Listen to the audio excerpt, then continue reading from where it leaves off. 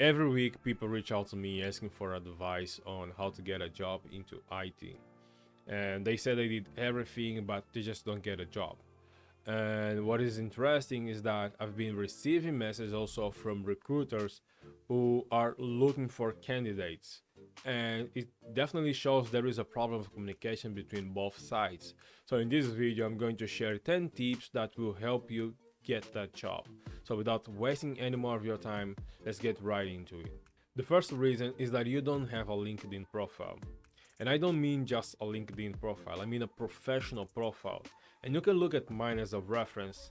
The thing is, you want to have a profile so that if a recruiter is looking at you, is looking to get more information about you, there is a place where it's going to look besides your CV, and we're going to talk about your CV later on, that shows that you are a professional. You should have an appealing profile. Now you might say, Celesio, I don't have experience, I don't have enough experience. It doesn't matter as long as you have a well organized profile with your name it with an updated picture. That should be enough. That's telling your story. So make sure that you have a professional LinkedIn profile. The second reason is that you don't keep your profile updated. So you have a LinkedIn profile. That's good, but the information there is from 5 years ago. So what's the value in it? So make sure to keep your LinkedIn profile updated. Otherwise, during the recruiting process, the recruiter might look at your CV and compare with information it sees on your LinkedIn profile and see there is a mismatch. So this might even hurt you. So unless you have a specific reason for not keeping your LinkedIn profile updated, make sure to keep it as much as updated as possible. The third reason is that you're not following the companies you want to work for on LinkedIn. Now, let's say you want to work for Cisco, Checkpoint, Google, you name it, right?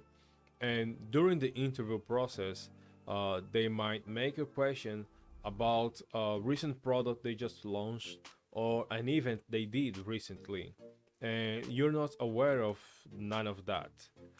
And this will show them that you only care about the job, you don't care about the organization, you don't care about that community. So that's not good. You want to be aware of the things related to that organization. It shows that you're really interested in being part of that company, besides just looking at the job, at the money. Okay, so make sure to follow the company you want to work for. And this is also related with the next point, and that's probably you don't follow people that are connected or that work at the companies you want to work for. You don't make any connections, you don't even follow. You can just follow without requesting a connection.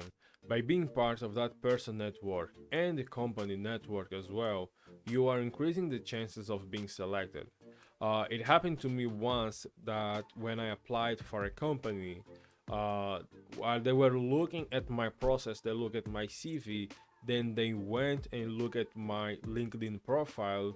They realized that I already was connected to some of the employees they had, and they reached out to that person to get more information about me. And that was very helpful because that person knew me and could provide some positive feedback. So make sure that you are building connections on LinkedIn that will help you grow, not in the moment, but probably in the future. And make sure that you support those connections as well. The fifth reason is that you don't make enough applications per day. Now, I get this all the time. Oh, I made a lot of applications. How many is a lot? 1, 5, 10, 20?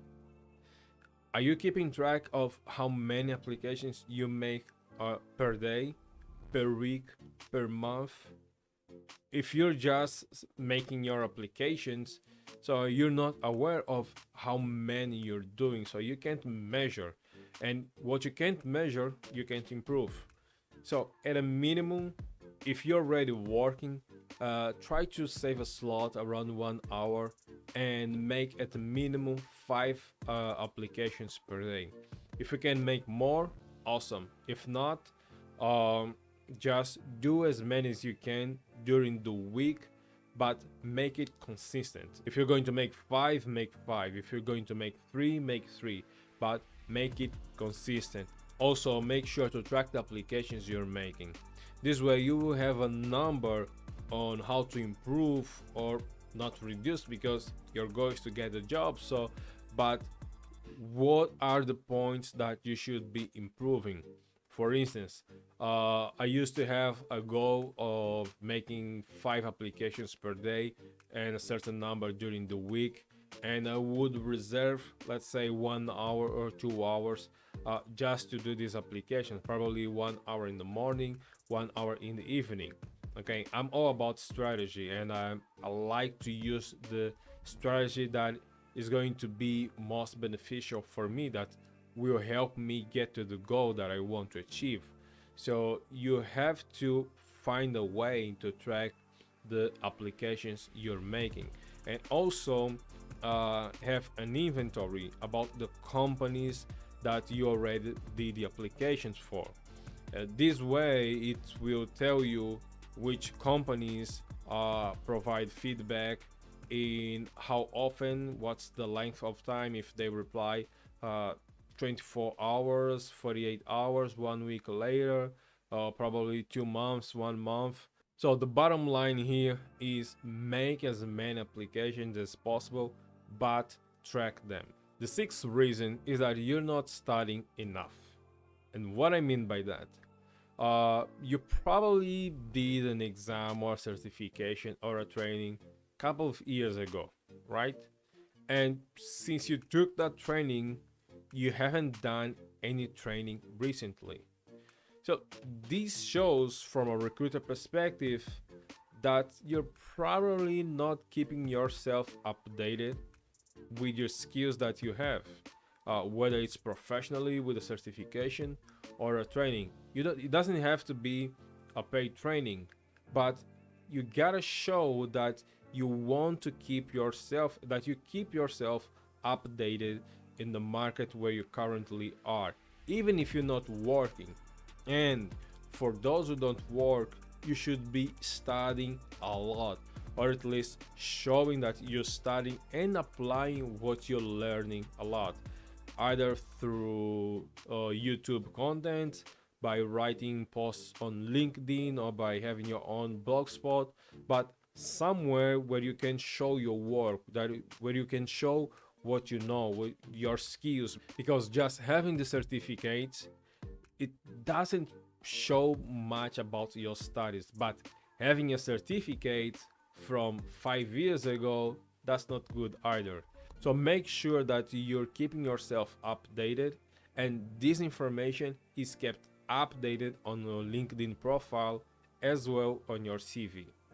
Now, reason number 7 is that you don't have an account on the companies you want to work for. Now, you might say, what is the benefits, Elijah? I already follow them on LinkedIn. I already make the applications using the LinkedIn. Well, there is a huge difference there. First, you're not using a third-party software. LinkedIn is just another software. Let's say Cisco, for instance.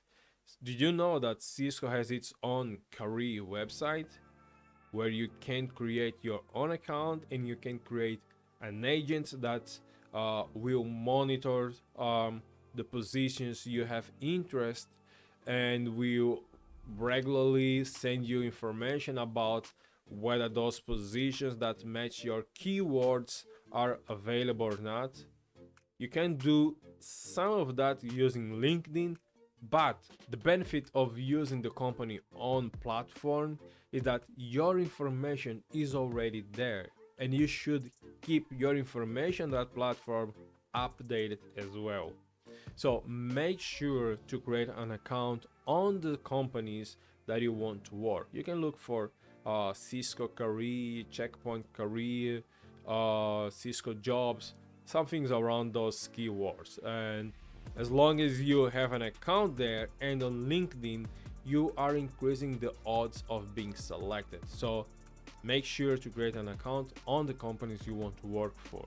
Now, for reason number 8, I see a lot of candidates struggling with, and it is to have a professional CV or a tailored CV.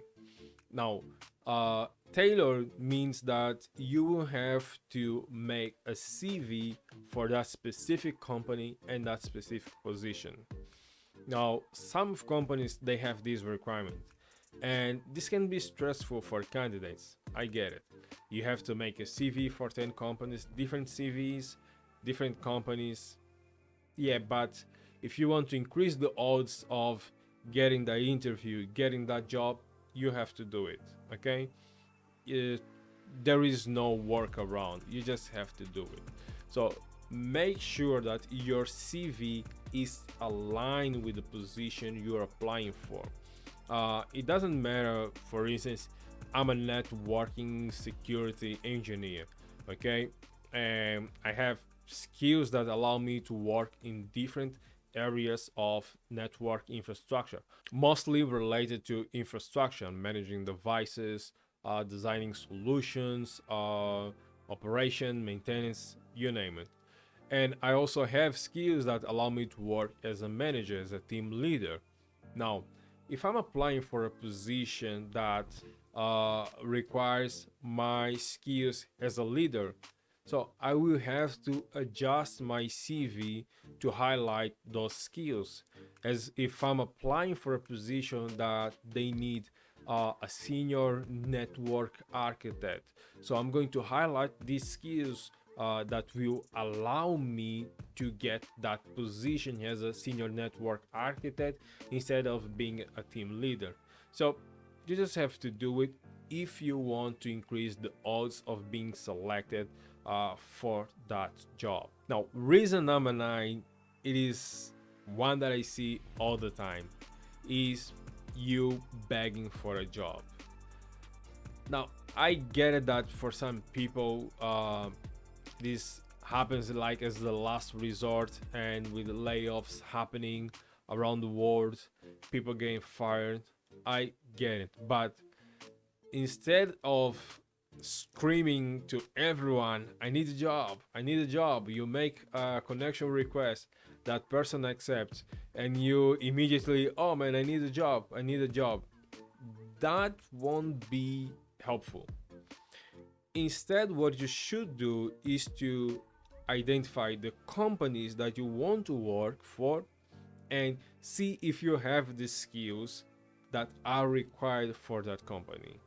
Okay, is looking at the skills that you have, the value that you have, that you can bring to that company, that you can bring to that person. So instead of begging for a job, try instead to offer what you know, offer your skills, and eventually people will find good use of your skills and then might hire you instead of just screaming, because everyone is doing the same thing. So you have to set yourself apart from everyone by doing something different, and definitely you have something different in you that you can deliver to a company, to everyone else. The last one in this list can be so obvious, but I see people still making this mistake, and is not knowing what to do in the job. It's like, I want to work, I have the skills, but the person doesn't know what to do in the job, what to do in that position. So it's like nonsense for me. But yeah, you're probably doing this too, right? You're applying for a company, you just saw the ads for that job position, but you have no idea of what they do on a daily basis, or someone in that position, let's say it said like network architect, but you know nothing about what a network architect does on a daily job. You should have an idea of what the job would be like, of what the job look like on a daily basis before the interview. And you can get this information where? From the people that work already at that company that you're applying for. So if you follow the previous points that I just highlighted, you can reach out to those persons and they will tell you what they do in those positions that you probably are applying to. So before submitting your application or immediately after submitting your application, try to know what are the functions or the roles for that position so that you will be prepared before the interview, but also to have a clear idea if that's really what you want to do on a daily job. Recently, I did a video that shows how I would get started into IT. So you can watch this video next and you can thank me later. So until next time, take care.